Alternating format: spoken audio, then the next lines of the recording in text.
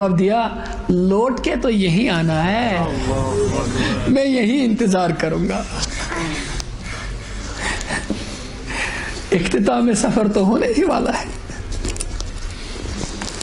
ہے کتنی زندگی، پھر کہاں جائے گا؟ تو کیوں نہ وہاں انتظار کروں جہاں بعد میں پوچھنا ہی ہے۔ ہم کہتے ہیں نا کبھی حج میں اپنے ہمارے کہتے ہیں جو جاتے ہیں، کبھی اپنی اہلیہ سے کہتے ہیں اگر بچھڑ گئے تو یہاں پہنچنا میں یہی رہوں گا۔ تو ہم سب لوگ اگر بچھڑ گئے تو ایک جگہ تو جمع ہونا ہی ہے، وہیں ملیں گے۔ اب جہاں ملنا ہی ہے چلو سفر اسی طرف کریں۔ اب بتائیے کیا کہہ رہا تھا،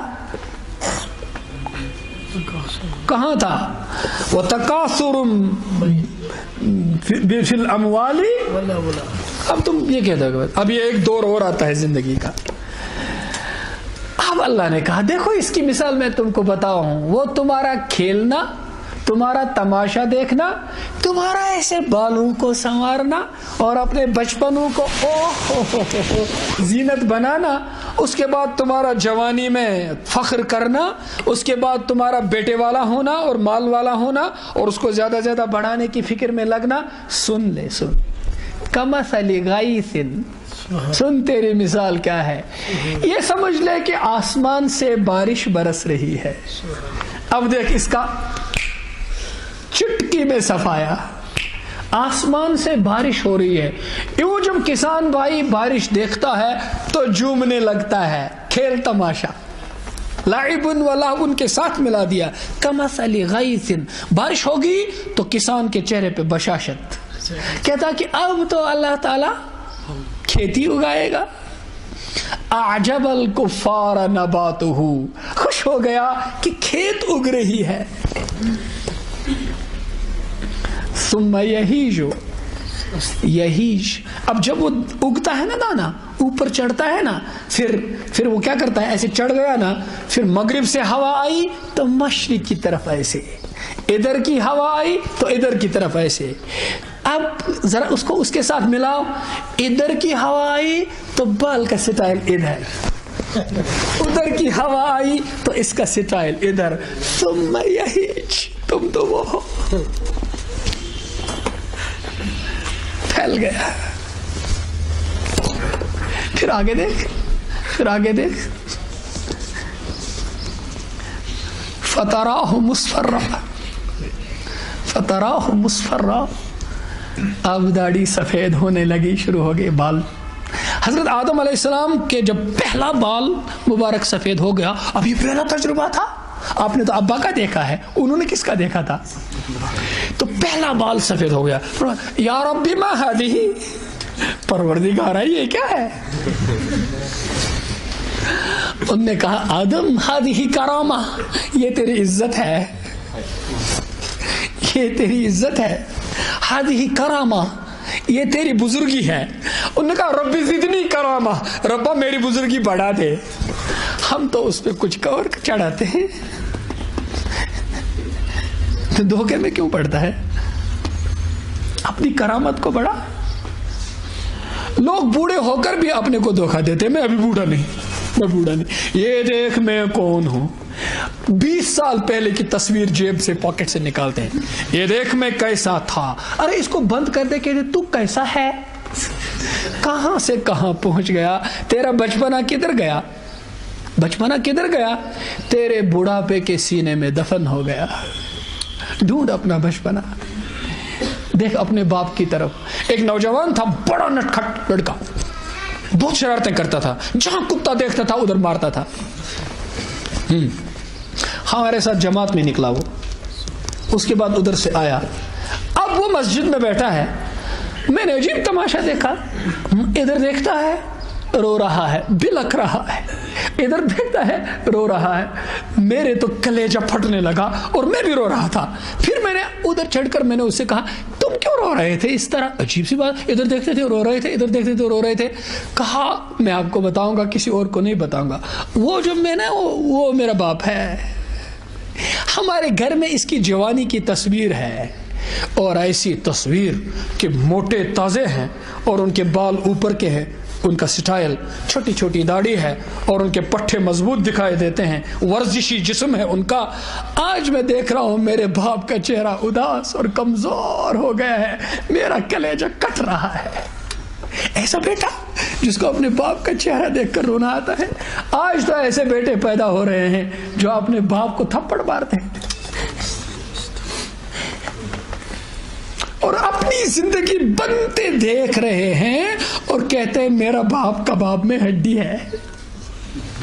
چلو اپنی زندگی الگ بسائیں، یہ بڈھی اور بڈھیا اور بڈھا کباب میں ہڈی ہو گیا۔ اب ڈر ہے کہیں یہاں بھی وہ اولڈ ایج ہومز نہ بنے۔ آپ بناتے نہیں، ہم چھپے چھپے نفاق کے شکار ہو گئے ہیں۔ یہاں اولڈ ایج سینٹرز بناتے نہیں، لیکن ہر گھر میں وہ بیچارے الگ تھلگ پڑ گئے ہیں۔ کیوں؟ آپ صلی اللہ علیہ وسلم نے فرمایا کاش میری ماں ہوتی، کاش میری ماں ہوتی اور میں نماز پڑھتا ہوتا اور پھر میں اپنے رب سے راز و نیاز کرتا ہوتا۔ حضرت علی کرم اللہ تعالیٰ وجہ الوجہ فرماتے ہیں جب میں تلاوت کرتا ہوں تو میرا رب مجھے اپنا کلام سناتا ہے، اور جب میں نماز پڑھتا ہوں تو میں اپنے رب کو اس کا کلام سناتا ہوں۔ تو آپ نے فرمایا میں نماز پڑھتا ہوتا، اپنے رب سے سرگوشی کرتا ہوتا، اور میری اماں بولتی محمد، میں نماز وہیں چھوڑ کر کہتا اماں میں حاضر ہوں، اماں میں حاضر ہوں۔ حضرت سعد بن معاذ بڑے صحابی ہیں رضی اللہ تعالیٰ عنہ، انصار کے سردار ہیں۔ حضرت سعد بن معاذ اولین دور کے حضرت مصعب بن عمیر رضی اللہ تعالیٰ عنہ کے ذریعے سے مسلمان ہو گئے ہیں۔ حضرت سعد بدری صحابہ ہے، بدر کے صحابہ کو مغفرت ہے۔ یہ بدری صحابہ، حضرت ابھی ٹائم ہے، یہ بدری صحابہ ہے، بدری بدر میں لڑے ہیں، ان کا انتقال ہو گیا۔ اب اللہ کے رسول صلی اللہ علیہ وسلم اور سارے صحابہ جنازہ ہو رہا ہے، آپ صلی اللہ علیہ وسلم پنجوں پہ چل رہے ہیں۔ عرض کیا گیا یا رسول اللہ صلی اللہ علیہ وسلم آپ جنازے میں پنجوں کے بل کیوں چل رہے ہیں؟ فرمایا سعد کے جنازے میں 70,000 فرشتے تشریف لائے۔ یہ سعد ہے، اب اللہ کا حبیب جنازہ پڑھا رہا ہے، سارے صحابہ جنازے میں، 70,000 فرشتے۔ ترمذی میں یہ واقعہ ہے، 70,000 فرشتے جنازے میں ہیں، اور حضرت سعد کو قبر میں ڈالا گیا، اور آپ نے فرمایا ہائے افسوس، حضرت سعد کی قبر تنگ ہو گئی۔ کس کی قبر تنگ ہو گئی؟ مجھے بھی تو قبر میں جانا ہے اور آپ نے بھی تو جانا ہے۔ کہا سعد کی قبر تنگ ہو گئی۔ ہم نے تو کبھی قبر کے بارے میں سوچا ہی نہیں ہے، مکان کے بارے میں بہت سوچتے ہیں۔ مکان میں بھی تو رہنا ہے اور قبر میں بھی تو رہنا ہے، ادھر تھوڑی دیر کے لیے، ادھر بہت دیر کے لیے، ادھر بھی بعد میں نہیں رہنا، وہ بھی ہمارا گھر نہیں۔ تو تنگ ہو گئی، ادھر تو لکھا ہے کیا بات ہے ہوئی؟ کہا کہ آپ تو مویشی پالتے تھے، گلابانی کرتے تھے، بیڑ بکریاں پالتے تھے۔ اب جو آدمی بیڑ بکریاں پالتا رہے تو کبھی بیڑ بکریاں پیشاب بھی کرتے ہیں، کبھی پیشاب کی چھینٹیں اتنی کم اٹھتی ہیں دکھائی نہیں دیتی، اگر سورج کی تھوڑی سی کرن ہو تو اس کرن کے اندر وہ دکھائی دیتی ہیں، وہ اتنی تھوڑی ہوتی ہیں، کپڑے پہ بھی دکھائی نہیں دیتی، وہ ویسے بھی معاف ہوتی ہے۔ ہمارے علماء فرماتے ہیں وہ ایسی چھینٹیں معاف ہوتی ہیں، وہ کبھی ان کو لگی تو اس کا خیال نہیں رہا، تو کہا کہ ان چھینٹوں کی وجہ سے کمر تنگ ہو گئی۔ اب یہ پڑا ہے، ایک جگہ ایک اور وجہ ہے موجود، ایک جگہ ایک اور وجہ، اس کی وجہ لکھی ہے۔ ایک اور وجہ ہے کہ ان کو ایک دفعہ بیوی نے کسی کام کے لیے پکارا، ماں نے بھی کسی کام کے لیے پکارا، تو پہلے وہ بیوی کی پکار پہ گئے اور ماں کی پکار کو دوسرا نمبر دے دیا، اس لیے قبر تنگ ہو گئی۔ لیکن وہ تو زیادہ ہوتا ہے، کیونکہ پیشاب سے دوسری حدیثوں میں بھی آتا ہے کہ پیشاب کی چھینٹوں کا خیال نہ کرنے سے قبر تنگ ہو جاتی ہے، اور آپ نے اس کا علاج فرمایا، کہا اس کا علاج ہے، تم قبر کے عذاب سے بچ جاؤ گے۔ بالکل علاج ہے اس کا، وہ یہ کہ تم سونے سے پہلے رات میں سورہ ملک کی تلاوت کیا کرو، قبر کے عذاب سے تم انہا منجیہ۔ حضرت علی فرمایا کرتے تھے رضی اللہ عنہ، جب سے میں نے اپنے پیارے حبیب سے یہ سنا کہ سورہ ملک سے قبر کا عذاب دور ہو جاتا ہے، میں نے تب سے اس سورت کو کبھی ناگا نہیں کیا، چھوڑا نہیں۔ کسی نے کہا حضرت جب جنگ صفین میں آپ تھے، وہ جنگ صفین کیا تھا اس کی تفصیل میں یہاں نہیں بتاؤں گا، کہا وہ اس رات میں آپ لڑتے رہے تو اس کا کیا ہوا؟ کہا ارے اللہ کے بندے، گھوڑے کی پیٹھ پر پڑا، گھوڑے کی پیٹھ پر پڑا، سورہ ملک پڑھتا رہا، اس کو نہیں چھوڑا، یہ قبر کے فتنے سے نجات دے گا۔ ہاں تو ایسے فتنے ہیں جن میں ہم ہیں۔ حضرت ابن عباس رضی اللہ تعالی عنہ فرماتے ہیں کہ نزل جبرائیل علیہ السلام علی رسول اللہ صلی اللہ علیہ وسلم، ایک دفعہ تشریف لائے حضرت جبریل علیہ السلام آپ صلی اللہ علیہ وسلم کی خدمت میں، اور پھر کہا فتنے ظاہر ہوں گے۔ اور فتنہ کسے بولتے ہیں؟ جس کے اندر، جس سچویشن میں آدمی کا ایمان خطرے میں پڑے گا، وہ فتنہ ہے۔ آج کل فتنے ہی فتنے ہیں۔ نظر کا فتنہ،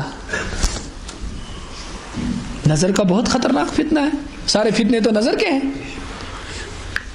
یہ بھی فتنہ ہے۔ اس کے بیچ میں ایک بات ہے، میں ڈائگریشن لے رہا ہوں، لیکن اب میں اسے ڈائگریشن نہیں سمجھ رہا ہوں، میرے پاس وقت بھی کم ہے، کہیں اور پہنچنا ہے ایک اس اور مجلس میں۔ ایک جگہ ایک صاحب نے لکھا ہے کہ جو آدمی نظر بچائے گا اس کے لیے ایک وعدہ تو طے ہے، اور وہ وعدہ خلاف نہیں ہوگا، وہ یہ کہ اس کی موت ایمان پر ہوگی۔ اور اس کی وجہ بھی بتائی ہے، دلیل کم نہیں دی ہے، ایک بڑی وجہ بتائی، فرمائی کہ اللہ تعالی کا ضابطہ ہے، ایک آدمی بازار نکلا اور وہ کہتا ہے کہ میں فلاں خوبصورت شکل، ہماری پیاری بیٹی کی بھی کہے گی کہ میں شکل دیکھوں گی کسی پرائے مرد کی، اور لڑکا سمجھے گا کہ میں کسی کی ماں بہن بیٹی کی شکل دیکھنا چاہتا ہوں، تو وہ اس سے دل کے اندر لذت محسوس کرے گا۔ اب اسے اللہ کا خوف کہتا ہے یغضوا من ابصارہم قل للمؤمنین یغضوا من ابصارہم، ارے مومنو آنکھیں نیچے رکھو، تو یہ کہتا ہے کہ نہیں اٹھاؤں گا، ایک کشمکش اندر پیدا ہو جاتی ہے، وہ کہتا کہ اٹھا لے، اس میں مزہ ہے، یہ کہتا کہ تھوڑی دیر کا ہے، آگے کی دوزخ ہے۔ مفتی محمد شفیع صاحب علیہ الرحمہ نے لکھا گناہ بے لذت، ایک کتاب لکھی ہے گناہ بے لذت، میں کتابیں بھی بولتا رہتا ہوں، ان کو لائیے گا پڑھیے گا، گناہ بے لذت۔ گناہ بے لذت کب ہوتی ہے؟ جب آدمی کر چکا ہوتا ہے، تب کتنا پچھتاوا۔ تو اب یہ کشمکش ہوگی تو اس نے روک دیا اپنے کو اور نہیں دیکھا، نظر نیچے کی، تو اس کے اندر زلزلہ ہو گیا۔ تو انہوں نے کہا جب کسی ملک میں زلزلہ، ہمارے حضرت ابھی فرماتے تھے زلزلہ، تو جب زلزلہ ہو جاتا ہے تو اس ملک کی توڑ پھوڑ ہو جاتی ہے، بلڈنگیں گر جاتی ہیں، تو اس شہر کا، ملک کا بادشاہ یہ ذمہ داری رکھتا ہے کہ اب میں ریکنسٹرکٹ کروں گا اس شہر کو، تو وہ سیمنٹ بیچتا ہے، وہ آئرن بیچتا ہے، وہ مستریوں کو ساتھ بیچتا ہے، وہ سب میٹیریل بیچتا ہے تاکہ یہاں ریکنسٹرکشن ہو جائے، یہاں ڈسٹرکشن ہو چکا ہے، یہاں پھر تعمیر نہ ہو جائے، تو وہ اس کی ذمہ داری ہے۔ اب تیرے دل کے اندر اللہ کے حکم نے زلزلہ کر دیا، تم نے نظر بچائی تو اندر تیری خواہشات کا اور حکم خدا کا اور خوف خدا کا ٹکراؤ ہوا اور زلزلہ ہو گیا، دل کی تمنائیں چور چور ہو گئی، جوانی کی سرمستیاں ٹوٹ گئی، تو اندر زلزلہ ہو گیا۔ اب اللہ کہتا ہے کیا بادشاہ اپنے ٹوٹے پھوٹے شہر کو ریکنسٹرکٹ کرے؟ میں تیرے ٹوٹے دل کو ریکنسٹرکٹ کرنا نہیں جانتا، میں نہ کروں، میں تو بادشاہوں کا بادشاہ ہوں۔ تو انہوں نے کہا اب ریکنسٹرکشن کے لیے کیا میٹیریل آتا ہے اس مومن کے دل کے لیے، اس جوان کے دل کے لیے؟ تو کہا اب اللہ ڈالتے ہیں اس کے دل کے اندر اپنی معرفت کا میٹیریل، اپنی معرفت، اپنی پہچان، اپنا تعلق اور ایسی لذت. شام کو کہتا ہے واہ واہ شکر اللہ کا میں نے بچا لیا اپنے کو. اب جو نماز میں لذت آئے گا تو ایک دن میں نعمت جو دنیا میں ملے گی نظر بچانے سے، وہ اس رات میں تہجد پڑھنے کی توفیق ملے گی. کہتے ہیں تہجد کی توفیق کس کو ملے؟ جو دن میں نظر بچائے، جو دن میں نظر بچائے. جس کی آنکھ نہ بچے وہ تہجد نہیں پڑھ سکے گا. اور آخر میں کیا ہوگا؟ موت ایمان پر ہوگی. کیوں کہا ان المعرفت اذا دخلت قلبا لا تدخل منه ابدا. کہ معرفت کی یہ صفت ہے جب ایک دفعہ کسی دل کے اندر گھس جاتی ہے تو آخری دم تک اس دل سے نکلتی نہیں. اب نظر بچانے پر معرفت آ گئی، اللہ کی محبت آ گئی، اب یہ محبت موت تک دل سے نکلے گی. ایک کشمیری شعر سنو شیخ العالم کا کہ اس کے بغیر تو میرا جی ہی نہیں کرتا. انہوں نے ایک جگہ کہا ہے صاحبو لاگئی والوشی، والوش کس چھ لاگان جانور تاکہ رٹن بہ خدا اس کیا والوش لاگو. صبح پاس ٲخرس لاگے دلچ والوش، دل تھاوے بہ ژے برونٛٹھ کن آیتن وُیت میں دلس مز، کیا میں نے اغیار سے دل کو کھا دی، ہر تمنا دل سے رخصت ہو گئی، اب تو آ جا، اب تو خلوت ہوگی. تو دل سے یہ ساری شکلیں نکال دو. تو آگے صاحبو لاگئی والوشی، میں سچونی عشی آؤ کہ مجھے تیرا شوق ستا رہا ہے. اب میں نے ساری دنیا سے محبت کی، سب نکلی نکلے، اب میں تیرے سے محبت کرنا چاہتا ہوں، سب کو چھوڑ دیا، اب مجھے تو اپنا بنا. یمو ژے پتہٕ دۄہ کوٚر نٲشی تِہُنٛدُے بنیاکھ عٲشی ناو. یمو ژے پتہٕ دۄہ کوٚر نٲشی، دۄہ کے معنی ہے جوانی، جنہوں نے ساری جوانی تیرے پیچھے لگا دی، تیرے دین پہ لگا دی، تجھے چاہا ساری زندگی اور جوانی میں تیری معرفت حاصل کی، تہندی بنیاک عٲشی ناو. عٲش ناو گو سُے یُس وقت وز عٲش کرنائے، یُس مصیبت وز عٲش. اب تو میرے لیے سب سے بڑی مصیبت کا وقت ہے، میری موت کا وقت. اب تہندی بنیاک عٲشی ناو، اب تو میرا عٲش ناو، اب بند مجھے، اب تیری ضرورت ہے. تو موت کے وقت وہ دستگیری کرے گا. جس قبر میں ہم نے جانا ہے، ایک واقعہ بتا دوں گا، ابھی ختم کر رہا ہوں. حضرت زینب رضی اللہ تعالی عنہ ہمارے پیارے رسول صلی اللہ علیہ وسلم کی بڑی بیٹی صاحبہ ہیں، بڑی دختر مبارکہ. ان کے شوہر مسلمان نہیں ہوئے تھے. ابو العاص جب ہجرت ہوئی تو یہ دونوں میاں بیوی مکے میں رہے. جب بدر کا واقعہ ہوا تو کفار مارے گئے 70 سے آس پاس، تو اتنے ہی قید ہو گئے. اور یہ جو ابو العاص صاحب ہیں ہمارے پیارے حبیب صلی اللہ علیہ وسلم کے داماد، یہ تو ان کی طرف سے لڑنے آئے تھے، کافروں کی طرف سے، یہ بھی قید ہو گئے. اب وہاں مشورہ یہ ہوا کہ جس کے پاس پیسہ ہوگا تو وہ فدیہ دے گا اور ہم اس کو چھوڑ دیں گے، جس کے پاس نہیں ہے پڑھا لکھا ہوگا تو مسلمانوں کے 10 بچوں کو پڑھنا لکھنا سکھائے اور اس کو بھی چھوڑ دیں گے. اب یہ ابو العاص صاحب، ان کے لیے تو مال چاہیے، مال دیں گے تو جان چھوٹے گی. ان کے گھر میں تو ہمارے آقا و مولا صلی اللہ علیہ وسلم کی دختر مبارکہ ہیں، ان کے گھر میں تو وہ ہے. جب ان کا نکاح ہوا تھا تو ہماری اماں حضرت خدیجۃ الکبریٰ رضی اللہ عنہا نے اپنا ایک ہار ان کو دے دیا تھا تحفے میں، اپنی طرف سے ایک ہار ان کو دیا تھا ہدیے میں. بیٹی تھی، بیٹی کو دیا تھا شادی کے وقت میں. وہ ہار ان کے پاس موجود تھا تو حضرت زینب نے وہ ہار اپنے ابا کے حضور بھیجا. کہا میرے پاس تو مال نہیں، میرے پاس یہ ہار ہے، میرے شوہر کو رہا کیجیے. جب ہمارے آقا کی نظر مبارک اس ہار پہ پڑی تو آنکھوں سے آنسوں کی بارش شروع ہوگی. کہا میری زینب نے وہ ہار بھیج دیا ہے کہ اس کے شوہر کو چھوڑ دو. تو انہوں نے صحابہ سے مشورہ کیا. کہا میرے صحابہ، میں تم سے مشورہ لیتا ہوں، تم چاہو تو میں زینب کا یہ ہار لیے بغیر اس کے شوہر کو چھوڑنا چاہتا ہوں، میں اخلاق میں اور مروت میں اس کا ہار بھی واپس کرنا چاہتا ہوں۔ تو انہوں نے کہا بسر و چشم، آپ فرمائے تو ہم تو جان دینے کے لیے تیار ہیں۔ تو وہ ہار بھی واپس بھیج دیا اور ان کے شوہر کو بھی واپس بھیج دیا، اور ادھر سے کہا کہ زینب کو بھیج دینا ادھر۔ تو وہ وہاں سے نکلی، ابو جہل ملعون بدبخت نے راستے میں روکا، کہا کہ ایک تو حضرت محمد صلی اللہ علیہ وسلم کی بیٹی ہے اور دن دہاڑے جانے دیں گے؟ تو تیر مارا، وہ گھوڑے سے گر گئی، زخمی ہو گئی۔ کہا کہ رات میں لے جانا اس کو، دن میں نہیں۔ آئیں اور بہت دیر تک بیمار رہی، اس زخم سے وہ پھر صحت یاب نہیں ہوئی۔ اس کے بعد اسی زخم سے ان کا انتقال ہو گیا۔ ان کا انتقال ہوا تو قبر کے اندر آپ صلی اللہ علیہ وسلم خود تشریف لے گئے، قبر میں اتر گئے اور حضرت زینب کے نعش مبارک کو اپنے بازو میں لے لیا اور اس کو ایسے قبر میں سلا دیا۔ قبر میں سلا دیا تو یوں چہرہ مبارک صحابہ نے دیکھا، آپ کے چہرے انور پر غم اور اندوہ کے آثار ہیں، غمگین چہرہ مبارک، اداسی ہے، بہت اداسی ہے۔ اس کے بعد آپ نے سر مبارک نیچے کیا اور اس کے بعد سر مبارک اٹھایا تو بشاشت ہے۔ اب صحابہ نے سوال کیا، قربان جائیے، انہوں نے تو کھول کھول کے رکھا دیا۔ کہا اے پیارے حبیب صلی اللہ علیہ وسلم، آپ نے حضرت زینب کو سلایا تو آپ کا چہرہ اداس ہو گیا، کیا وجہ ہے؟ کہا جو ہی میں نے زینب کو قبر کے حوالے کر دیا اس کی قبر تنگ ہو گئی۔ اس کی قبر کس کی؟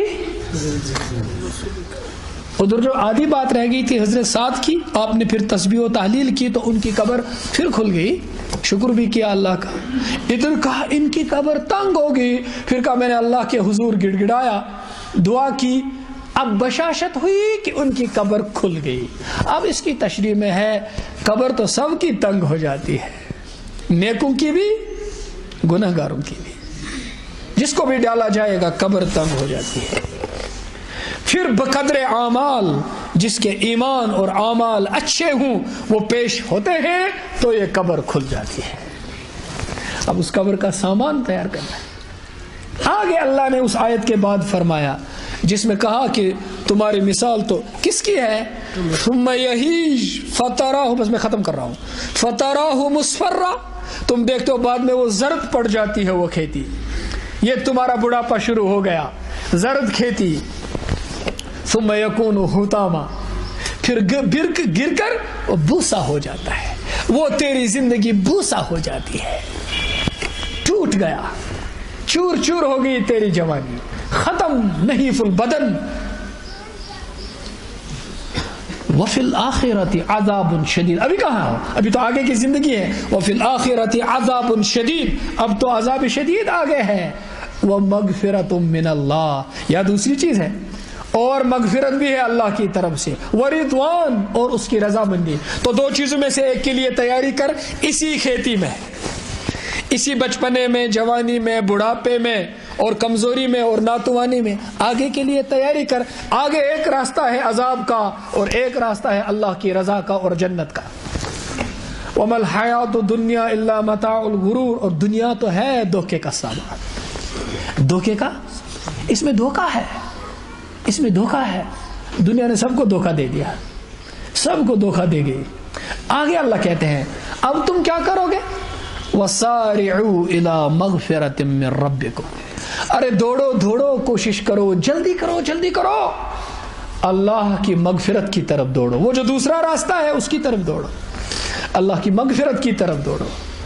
وَجَنَّةٍ عَرْضُهَا كَعَرْضِ السَّمَاءِ وَالْأَرْضِ، اور اس جنت کی طرف دوڑو اور کوشش کرو اور محنت کرو اور آج ہی سے لگ جاؤ، جس جنت کی چوڑائی زمین و آسمان کی طرح کی ہے۔ وہ کن کے لیے ہے؟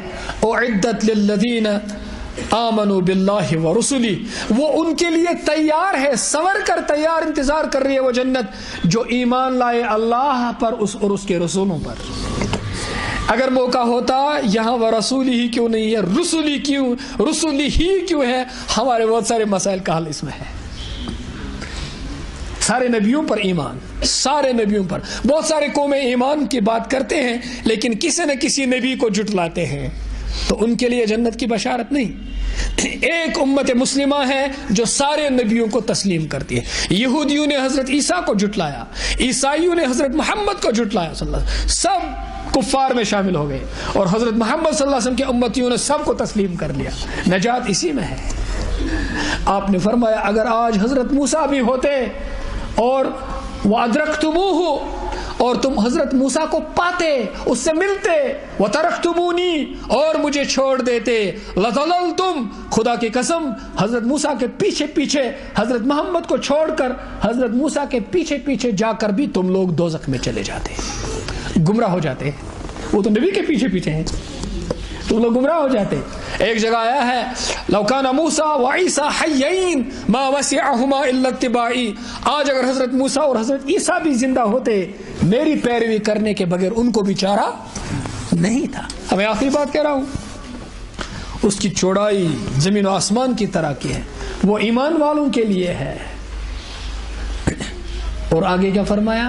ذالک فضل اللہ یؤتیہ من یشاء، جس کی جوانی جس کا بچپنا اسی میں گزر جائے یہ اللہ کا فضل ہے، یہ اللہ کا احسان ہے۔ تو اللہ کا فضل، اللہ کا احسان، اللہ کی منت، اللہ کی دستگیری کس جوان پر ہے؟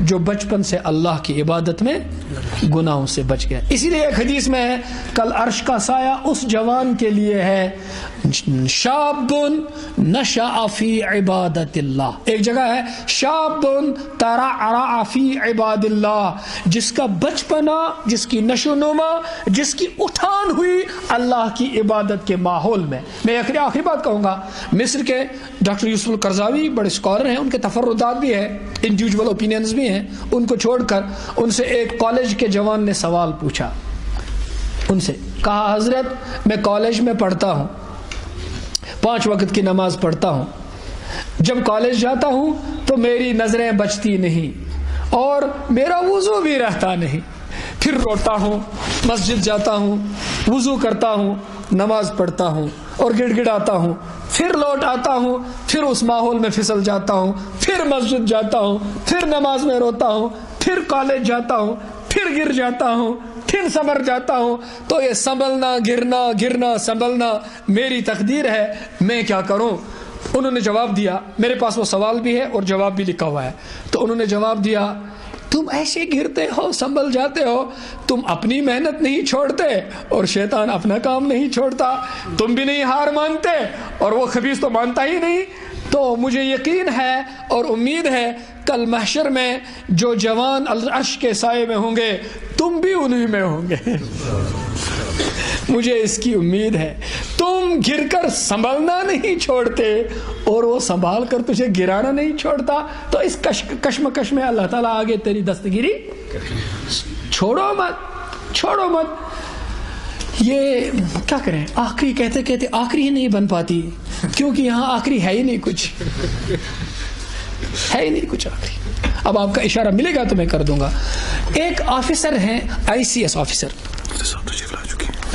میں بس ختم کرتا ہوں، میری اب حیثیت بھی نہیں، میں یہاں کھڑا رہا ہوں۔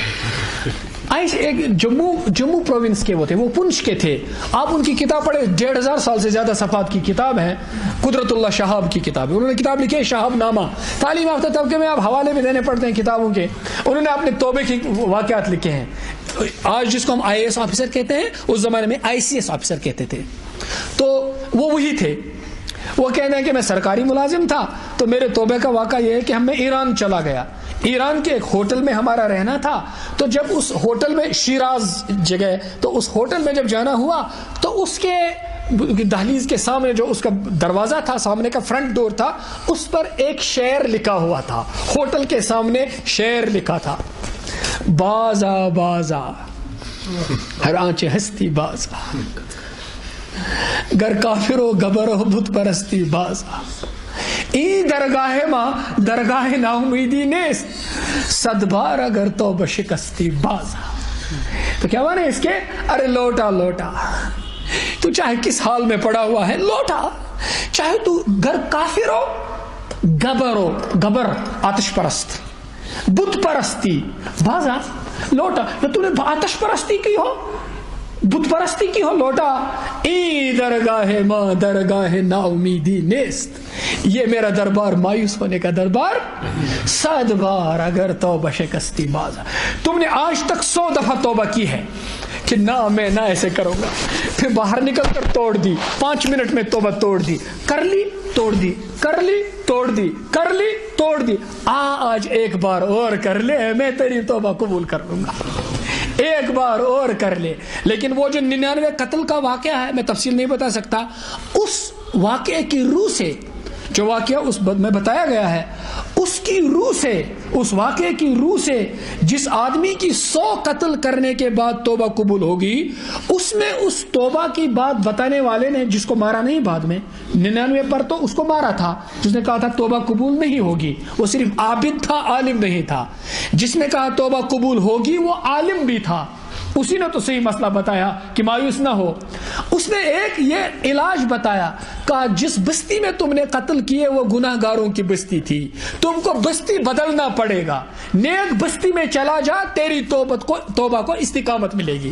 تو اب ایک بات رہ گئی، ہم نے جس ماحول میں گناہوں کو کمایا اس ماحول کو بدلنا پڑے گا، اس ماحول سے نکلنا پڑے گا، ان دوستوں کو بدلنا پڑے گا. بعد میں ان کو بھی دوست بناؤ، لیکن داعی کی حیثیت سے، ان کی ہمدردی کی حیثیت سے. تو اس ماحول سے نکل کر نیک ماحول میں بیٹھنا پڑے گا، اپنی صحبت نیکوں سے رکھنی پڑے گی، اور اپنی نیتوں کو تبدیل کرنا پڑے گا. اللہ تعالی ہماری توبہ قبول فرمائے، ہمارے پچھلے سارے گناہوں کو معاف فرمائے. میری تو بات پوری ہوگی. تو اور اب الاناء یترشح بما فیہ، اب رہ بھی نہیں گیا کچھ.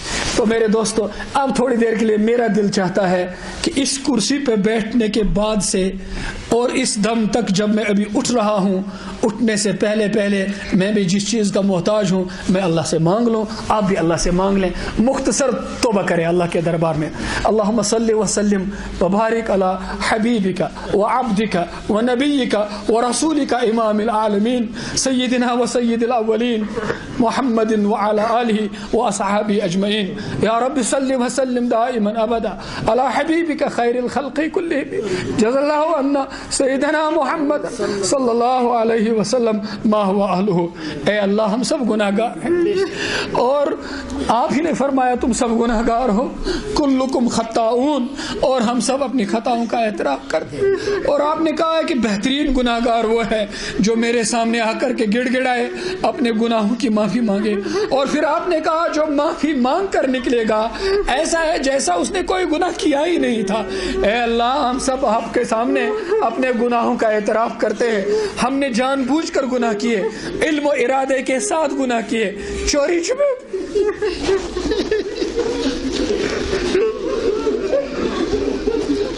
ہم جانتے تھے یہ گناہ ہے اور ہم نے کیے، ہم کبھی جانتے بھی نہیں تھے گناہ ہے، لا علمی میں کیے، سب کے سامنے کیے، جری ہو کر کیے، چھپ چھپ کر کیے، نفاق کی حالت میں کیے. اے اللہ ہم تیرے سامنے آ کر کے سارے گناہوں کا جتنا رونا ہم محشر میں روئیں گے، ہم پہلے ہی رونا کرتے ہیں، ہم پہلے ہی روتے ہیں.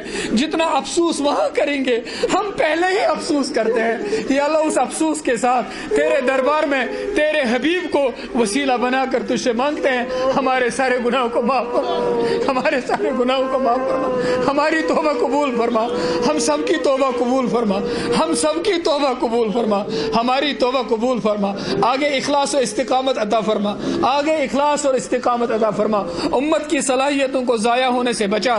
سبحان ربک رب العزت عما یصفون وسلام علی المرسلین والحمد للہ رب العالمین.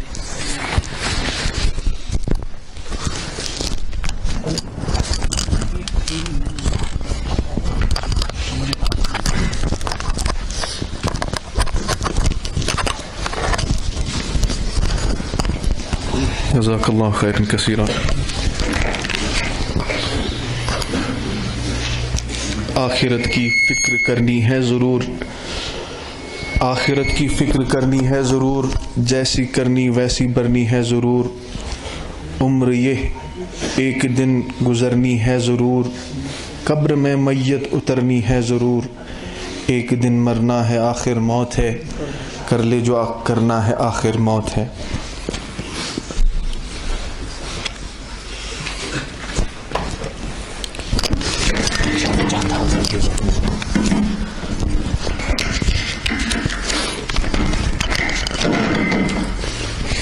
میں درخواست کروں گا عابد احمد صاحب، محمد اعظم صاحب اور عادل اشرف صاحب کو وہ تشریف لائیں.